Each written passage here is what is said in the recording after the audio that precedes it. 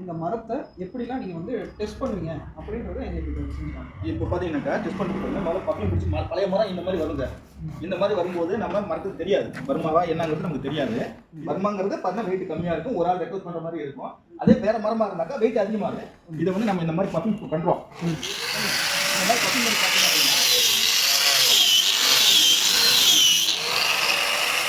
இந்த மாதிரி பக்கம் பண்ணி பார்க்கும்போது இந்த மரத்தில் கலர் ரேகை இது எல்லாமே கரெக்டாக தெரியும் உங்களுக்கு. நீளமான ரேகையாக போயிட்டுருக்கும். அது சின்ன சின்ன ரேகையாக நீளமாக ரேகையாக போயிட்டுருக்கும். இதை வச்சு தான் நம்ம பர்மான்றது இதை கன்ஃபார்ம் பண்ணுறோம். ஃபர்ஸ்ட் விஷயம். ஓகே. ஸோ இப்போ பர்மான்றதை நீங்கள் கண்டுபிடிச்சிட்டீங்க.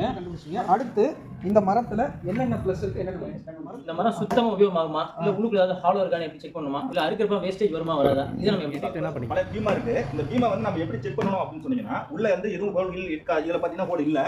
ஆனால் இருந்தாலும் நடுவில் ஏதாவது ஹோல் இருக்கான்றதை நம்ம வந்து தட்டி பார்த்து செக் பண்ணி வைக்கணும். அப்படி பண்ணும்போது சவுண்ட் எஃபெக்ஷன் மாறும்.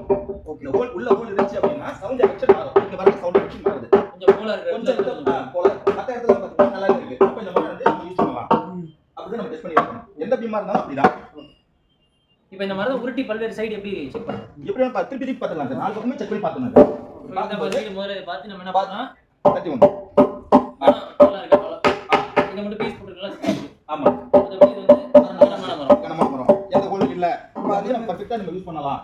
நம்ம கருத்து யூஸ் பண்ணலாம்ன்றது பண்ணிக்கலாம். அதே மாதிரி ரிசல்ட் இருக்கா இல்லையா அப்படின்றதையும் இப்போவே நீங்கள் வந்து செக் பண்ணி அதை ஒரு வெடிப்புன்னு ஒன்று இருந்தால் அது மேலோட்டமான வெடிப்பா இல்லை த்ரூவாக ட்ராவல் ஆகுதா? இப்போ நம்ம வெடிப்புள்ள மரம் எடுத்தால் அது வந்து நம்மளுக்கு வேஸ்டேஜ் ஆகுமா ஆகாதா அப்படிங்கிறத எப்படி பார்ப்பீங்க? அதுக்கு இப்போ இந்த மரத்தில் ஒரு வெடிப்பு மேலே தெரியுது. இப்போ தெரியுது, எப்படி நீங்கள் கணிப்பீங்க? இதை வந்து பார்த்தீங்கன்னா இந்த வெடிப்பினுடைய இது இந்த எஜ்லேயே தெரியும் உங்களுக்கு. எவ்வளோ கீழே இறங்குதுங்கிறது தெரியும். இதுலையும் என்ன பண்ணும் அப்படின்னா அந்த தட்டி பார்க்குறோம் இல்லைங்களா, இதுலையுமே பார்த்தீங்கன்னா தட்டி பார்க்கும்போது வெடிப்பு உள்ளே இருக்குது, ரொம்ப வரையிலும் போயிருக்கு அப்படின்னா சவுண்ட் எஃபெக்ட் மாறும்.